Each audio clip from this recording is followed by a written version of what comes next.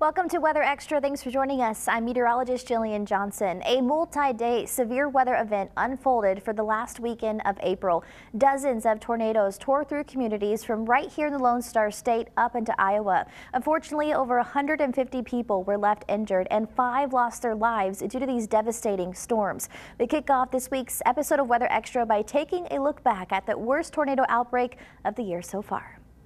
From Friday, April 26th through Sunday, April 28th, more than 100 tornadoes were confirmed across the southern United States and the Midwest. The tornadoes ranged in strength from EF0 to EF4. Friday was the most active tornado day, not only of this event but of the entire year so far. According to the National Weather Service, 135 tornado reports were made across the U.S., the most in a single day since March 31st of 2023, when 161 were reported. On Friday alone, a total of 257 storm reports of either tornadoes, hail, and damaging winds were made across the United States due to the widespread severe weather taking place. Now, a total of 6 EF3 tornadoes would occur on Friday across the states of Iowa and Nebraska. Lincoln, Nebraska was hit hard by one of those EF3 tornadoes.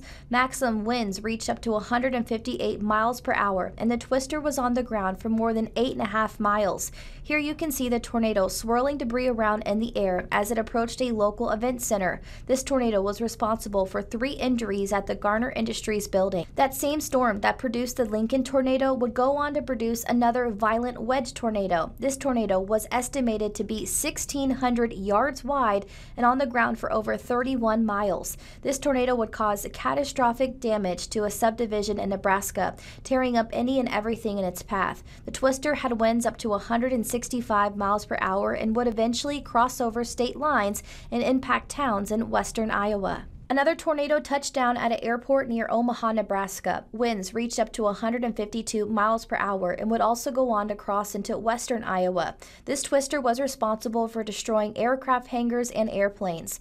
Numerous homes and businesses from Omaha into western Iowa would suffer damage. Roofs were ripped off and exterior walls crumbled due to the extreme winds. Another very large EF3 tornado with 160 mile-per-hour winds would tear through communities in Iowa. Minden was an area hit hardest. Several homes and businesses were demolished. There was 1 reported casualty in the town. 3 others were injured. This tornado also prompted 2 tornado emergencies along its 40-mile path, and at one time it had an estimated width of 1,700 miles. The active streak of weather rolled right into Saturday. 195 total storm reports were made across America's heartland once again. Severe storms produced all modes of severe weather from Oklahoma up into the Great Lakes. Of those 195 storm reports, 43 of them were tornadoes. There were 2 more EF3s and 1 EF4 tornado that day, all occurring across the state of Oklahoma. At least 4 people were killed, including an infant. There were also more than 100 injured as a result of these tornadoes barreling through. Sulphur, Oklahoma's downtown area was forever changed after Saturday night's EF3 tornado. Wind speeds reached up to 165 miles per hour. Those winds causing major damage to many of the brick buildings. Hotels and businesses' walls came tumbling down as the tornado tore through the heart of the town. 1 person was killed in Sulphur. 2 more deaths were reported near the Holdenville area. 145 mile-per-hour winds inside the twister caused extensive damage to more than a dozen structures in the town. A wide path of destruction was left behind that tornado, as the estimated path was over 1,700 yards, and this tornado was on the ground for nearly 28 miles. The strongest tornado of the entire weekend occurred after 11 p.m. on Saturday near Marietta, Oklahoma. This extremely violent tornado had estimated winds of 170 miles per hour, making it an EF4, the first EF4 recorded in the state of Oklahoma since May of 2016. Multiple buildings were damaged or destroyed, and 1 person died. The severe weather threat returned for Sunday, April 28th, but thankfully this was the slowest day of the weekend in regards to severe storms. But still, nearly 100 storm reports were made across the United States, mainly around the Arklatex region. There were 16 reports of tornadoes, but Sunday's severe storms mostly brought a wind threat with them. And that same powerful storm system that produced those deadly tornadoes you just saw also caused numerous tornadoes to occur across the state of Texas. The National Weather Service out of Fort Worth confirmed 10 tornadoes took place in our viewing area of central Texas. Here's a look back to what we saw during last weekend's severe weather outbreak here at home. The work week ended with two different tornadoes in the China Spring area. That's west of Waco and McLennan County. The first was a brief EF0 tornado that hit just before 12:30. This tornado had maximum winds of 80 miles per hour. Although it was brief, the twister still managed to cause some damage. Thankfully, nothing major. Only some downed fences and large tree limbs were broken. The second tornado developed from the same supercell. This tornado was stronger and had max winds of 95 miles per hour, making it an EF1. This tornado was on the ground for almost a mile and had a width of 100 yards. This twister caused more significant damage to local neighborhoods. Now, the damage mostly consisted of broken trees, downed fences, broken windows, and some minor roof damage. Another small EF0 tornado with max winds of 75 miles per hour hit northwest of Torres in McLennan County a little past 12:45 on Friday. Now, the strongest tornado in our area from Friday's event also hit near the Torres area. A powerful EF2 tornado developed north of Torres. This tornado had maximum winds of 115 miles per hour and was on the ground for more than 5.5 miles and had a width of 165 yards. The tornado initially caused some damage to trees and a shed, but further strengthened and would cause more significant damage to a barn and someone's property along the McLennan and Hill County line. Tornadoes would continue traveling northeast through central Texas. Another EF1 tornado was confirmed just after 1 p.m. Friday, southwest of the Penelope area in Hill County. Wind gusts would reach up to 105 miles per hour inside this tornado. Two houses were damaged. One had metal panels ripped off the roof, and the other was shifted off its cinder blocks by about 8 inches. The sixth and final tornado from Friday occurred just before 2 p.m. and would reach maximum winds of 95 miles per hour, impacting areas near Abbott and Hill County. This tornado would go on to uproot many trees and even cause a semi-truck to roll over as the violent storm crossed over Interstate 35. This tornado was on the ground for nearly 2.5 miles as it traveled northeast away from the interstate. It would eventually end up causing damage to a few homes. While Saturday was quiet and free of severe weather, another round of tornadoes would develop Sunday afternoon, this time mainly impacting areas east of I-35 in central Texas. Thankfully, the tornadoes in central Texas on Sunday, April 28th, were all rated at EF0s and remained brief, what we like to call spin-up tornadoes, but these twisters still managed to cause some damage in our area. Near Rosebud in Milam County, an EF0 twister occurred just before 3 p.m. and had max winds of 80 miles per hour. There was some damage to an unoccupied mobile home. Near Groesbeck around 3:10, another EF0 occurred with 75 mile per hour maximum winds. There were also two reported EF0 tornadoes in the Dew area and Freestone County, both of them having maximum winds of 80 miles per hour. Now, to sum it all up for you, 10 tornadoes occurred across central Texas between Friday, April 26th and Sunday, April 28th. Thankfully, there are no reports of any injuries or fatalities across central Texas. The active streak of weather carried on into the work week for millions of Americans. Additional severe storms produced more tornadoes and flooding rains last week, proving that this time of the year is the most active time for severe storms in the U.S. From here in central Texas to across the nation, here's a look at some of the top weather stories from the past week. Westmoreland, Kansas saw a destructive EF3 tornado on Tuesday, April 30th that leveled homes and resulted in the death of one person and the injuries of 3 others. The National Weather Service says the tornado had max winds of 140 miles per hour. Additional tornadoes were reported across the Texas Panhandle on Wednesday as another line of severe storms developed. Storm chasers were able to catch this tornado on the ground near Clarendon. Thankfully, this twister developed and moved over open land, not causing any harm or damage to anyone or anything. That same storm system also produced flooding in central Texas Wednesday afternoon and Thursday morning. Take a look at the flooding that occurred in the Mejia area. Radar estimated a little more than 10 inches fell, creating scenes like you see on your screen across town. Local law enforcement also reported high water rescues were made as some tried passing through the high floodwaters. And take a look at this. Steady heavy rain fell for hours and high floodwaters caused this train to derail in Limestone County near the Shiloh area late Wednesday. Heavy rain also fell in southeast Texas. Here's some drone footage out near the Livingston area, where highway and access roads were impassable. Semi-trucks were even stalled out, with water reaching up and over some of their trailers.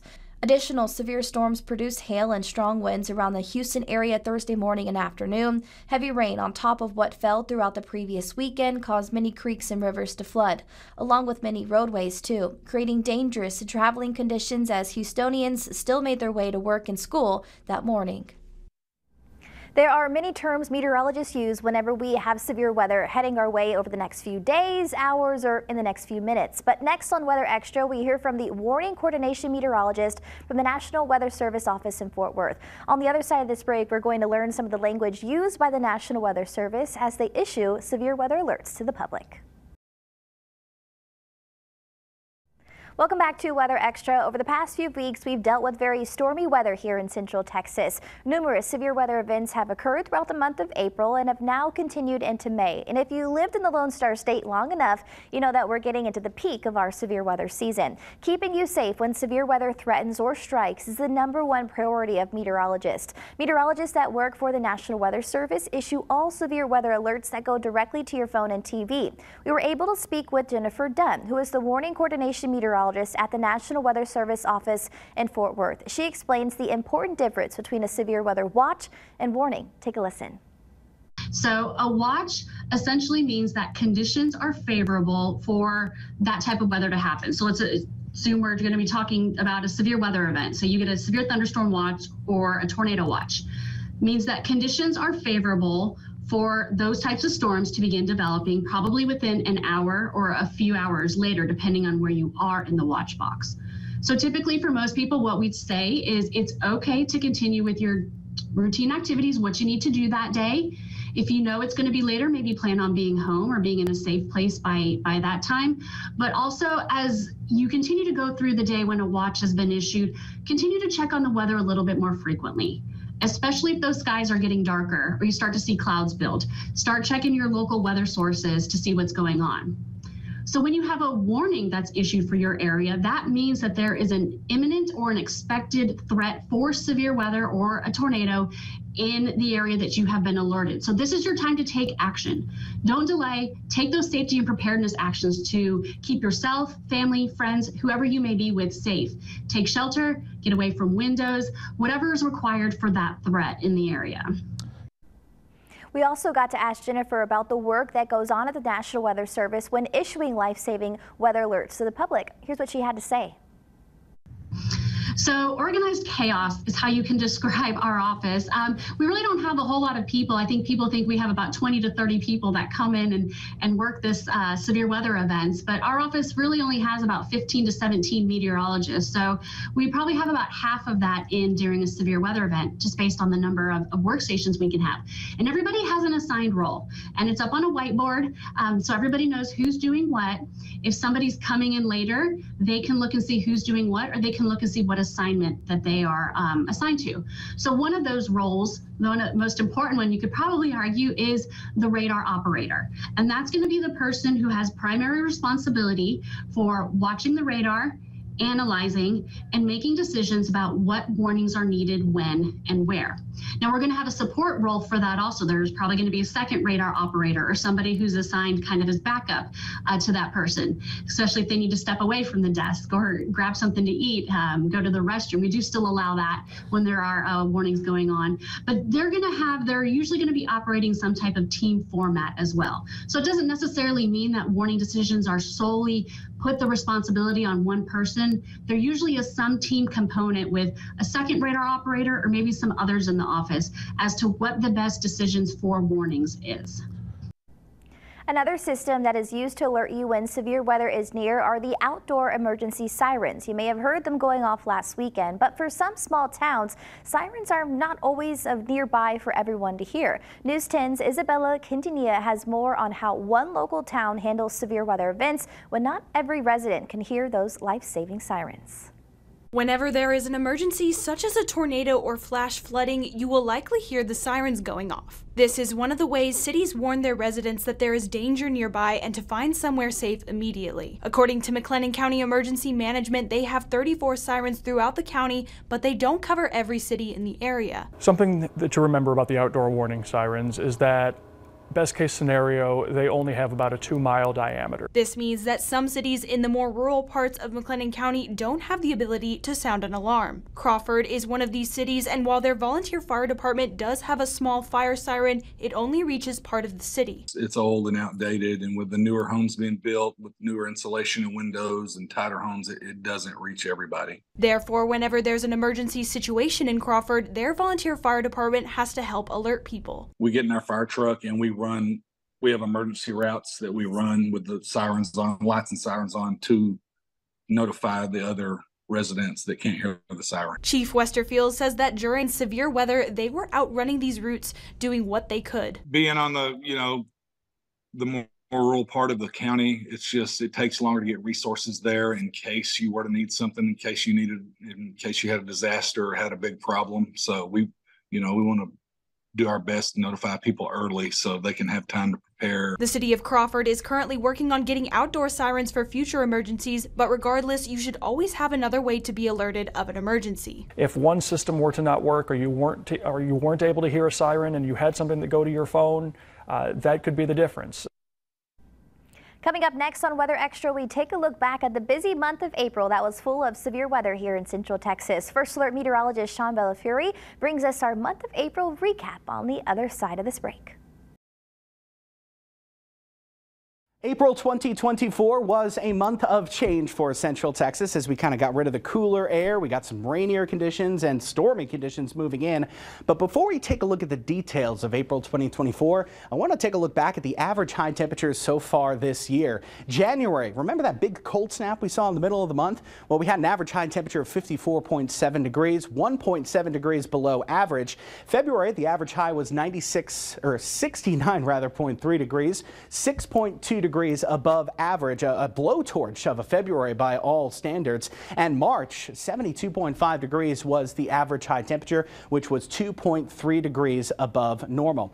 Believe it or not, April featured not only cooler than normal days and warmer than normal days, but they averaged out to a high of 77.9 degrees, which is exactly average for any given April. So yeah, we saw exactly what we would expect in April, but unfortunately the morning temperatures were a little bit too warm, which means that overall the average temperature for the month of April was warmer than average. We had some colder mornings in the beginning of the month, but lots of warmth and humidity for the latter half of April. That brought our average low temperature to 57.7 degrees, 3.1 degrees above average. Of course, you can't talk about April without the showers, and boy, did we see some showers, especially for the second half of the month. We had 2 days featuring at least an inch of rain or more, and we finished April with a rainfall surplus. 4.33 inches fell at the Waco Regional Airport, which eclipsed the average April amount of rain of 3.30 inches. So a surplus is, of course, good, especially considering we had those drought-like conditions still hanging around from last year. The drought monitor at the beginning of the month still showed abnormally dry to moderate drought conditions along and west of I-35 and south of Highway 84, but the latter part of the month featuring those rounds of rain helped to move that drought farther to the west, with now only abnormally dry conditions showing up for most of us. And the good news there is that, of course, May has started out a little bit on the rainy side, so drought conditions continue to go away.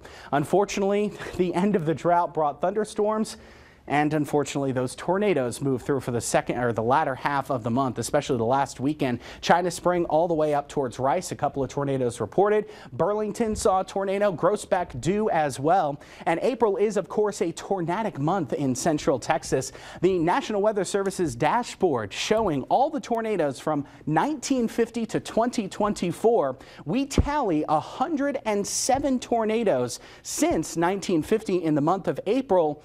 But May is our real big tornado month. We have seen 136 tornadoes across our Central Texas viewing area. Of course, some pretty significant tornadoes have happened in the month of May as well, and we'll be on the lookout for any severe weather that happens over the coming weeks. Reporting in the studio, Sean Bellafury, KWTX News 10. Well, you just heard Sean recap the month of April, but what do we typically see throughout the month of May? We'll have more on that right after the break. Stick with us. Welcome back to Weather Extra. Just as you heard from Sean, May is the most active month for tornadoes in central Texas. And it's also the month where the heat and humidity continue to rise. Here's a look at what we typically see in central Texas throughout the month of May. Normal highs for the month of May start out at around 81 degrees and climb up to 90 by the end of the month. Although our first average 90-degree day typically falls on the 31st, since 2015 we've recorded 90 degrees much sooner than that. So far this year, Waco and Temple have not recorded 90 degrees. The hottest temperature has been 87. Now Killeen actually recorded 100 degrees back on February 26, which made Killeen not only the first city in Texas to reach 100 this year, but the first city in the entire country to reach triple digits. Low temperatures for the month of May normally start at 59 and climb up to 68 by the 31st of the month. But what about the extremes? Well, as far as records go, the hottest temperature ever recorded in the month of May was 102, which happened back in 1985 on the 31st. The coldest temperature ever recorded was 34 degrees back on May 4th in 2013. The month of May has already been off to a wet and stormy start for us in central Texas, and that's usually how the story goes for the month, as May is actually the rainiest month for central Texas, with 4.44 inches of rain falling on average at Waco Regional Airport. The wettest May was back in 1965 when exactly 15 inches of rain fell. Well, that's all we have for you on this week's episode of Weather Extra. In true May fashion, get ready for the heat and humidity this week. Summer is quickly approaching here in central Texas. Remember to stay hydrated. We'll see you right back here next weekend.